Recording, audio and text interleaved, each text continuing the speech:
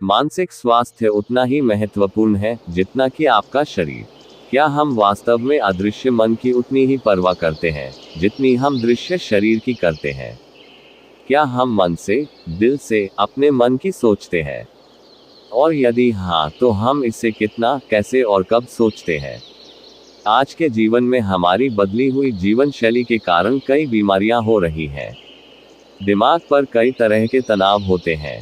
समय के साथ ये रोग शरीर पर दिखने लगते हैं, लेकिन इसकी उत्पत्ति और कारण हमारा मन है। इसे सोच में रखते हुए हमें अपने दिमाग पर ध्यान देना चाहिए। हमारा मन ही रोग का मूल कारण है। मन को शांत करना और उस पर ध्यान करना रामबाण इलाज होता है। हमारे दैनिक कार्यकृति में से थोड़ा समय निकालकर कुछ समय पारिवारिक जिम्मेदारियों से ध्यान के लिए अलग रखना चाहिए। मन को शांत करना और उस पर ध्यान करना रामबाण उपाय होता है। यदि आप अपने दैनिक भागदौड़ से ब्रेक चाहते हैं तो आप शाम की चाय के दौरान भी ध्यान कर सकते हैं। ध्यान की अवधि में यह एकमात्र समय आपके लिए आरक्षित होना चाहिए। पांचों इंद्रियों के सभी दरवाजे बंद करना, मन की बेचैनी को रोकना और अपने आप में एक गहरा विश्राम पाने के लिए रहना निश्चित रूप से उस समय संभव है। आर्थिक स्तर पर, जब तक हमारे पास बहुत सारा पैसा है, हमें अमीर माना जाता है। इसका मतलब है कि धन केवल वित्तीय मानदंडों पर आधारित है। इस मानदंड के अनुसार एक या दूसरे से अमीर हो भी सकता है और नहीं भी। जो आज अमीर है, कल उससे ज्यादा अमीर कोई और हो सकता है। यही कारण है कि यह इतना विचार उत्तेजक है। क्या हम वाकई अमीर हैं? क्या हम हमेशा इतने अमीर रहेंगे? पैसा और दिमाग दोनों चंचल हैं। जैसे पैसा मुद्रा के रूप में कार्य करता है, वैसे ही मन भी करता है। तो मुद्रा, बारी हम दोनों के लिए समान रूप से महत्वपूर्ण है। जैसे मन को मुड़ना होता है, वैसे ही उसे सोचना, कार्य करना और व्यवहार करना होता है। हमें अपनी दिनचर्या में शारीरिक और मानसिक शांति की आवश्यकता है। इस जानकारी के बावजूद भी आपको ऐसा करने के लिए पर्याप्त समय नहीं दिया जाता है। इससे हमें कुछ शारीरिक आराम मिलता है, लेकिन मानसिक विश्राम, शांति शरीर से अधिक महत्वपूर्ण है और उपेक्षित है। मन को एकाग्र करके मन की शांति प्राप्त करना सबसे बड़ी चुनौती है। मन के विकल्प शारीरिक आघात, बीमारी और मानसिक स्वास्थ्य की गंभीरता को जन्म दे सकते हैं। यदि आप ध्यान का अभ्यास करते हैं, तो आप दुष्प्रभावों से बच सकते हैं। मन की अस्थिरता को स्थिर करने के लिए ध्यान और साधना की एक बहुत ही उपयोगी विधि है। शुरू में ही समझ लेना चाहिए कि गति के लिए संघर्ष करने की बजाय गतिरोध में ही सब गति का सुख है। तो शांति की आदत हो जाती है, हर काम में इसका इस्तेमाल होता है जो ज़्यादा जरूरी है।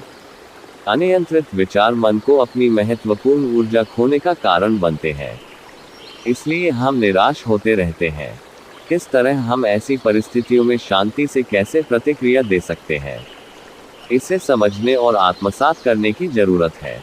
हम वास्तव में मन की शांति नहीं मान सकते या प्राप्त नहीं कर सकते, लेकिन हम मन को शांत और स्थिर बनने के लिए तैयार कर सकते हैं। ध्यान मन को सहजता से शांत करने में मदद करता है। सबसे पहले सभी को यह समझना चाहिए कि हमारा आनंद धन में नहीं बल्कि मन की शांति में है।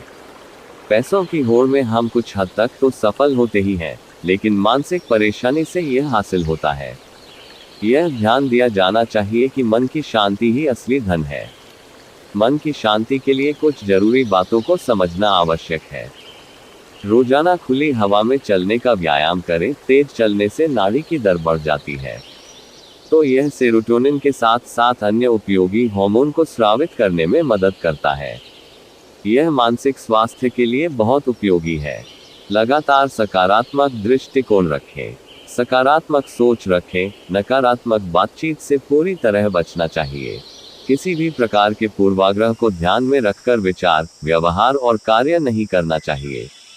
यदि किसी कारण से किसी व्यक्ति के प्रति पूर्वाग्रहों को कलंकित किया जाता है, तो उन्हें भूलने और क्षमा करने की कला सीखनी चाहिए। नहीं तो मन में जो आक्रोश, कटुता जलती रहती है, वह हमें बेचैन करती रहती है।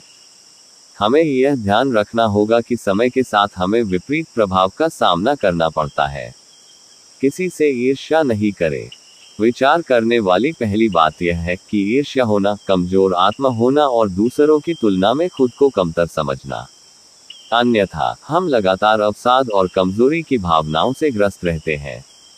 हम में से प्रत्येक के जीवन में हम असंख्य अपमान, आक्रोश, निराशा, असुविधा, परेशान करने वाली स्थितियों, प्रतिकूलताओं का सामना करते हैं।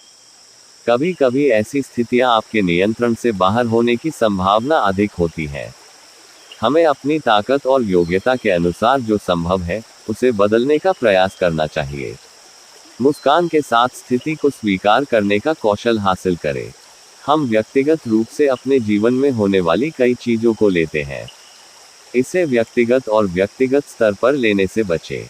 हमें कुछ हद तक मानसिक, भावनात्मक त्रय बनाए रखना सीखना चाहिए। लोगों ने घटनाओं को साक्षी भाव से अनुभव करने का प्रयास करते रहना चाहिए।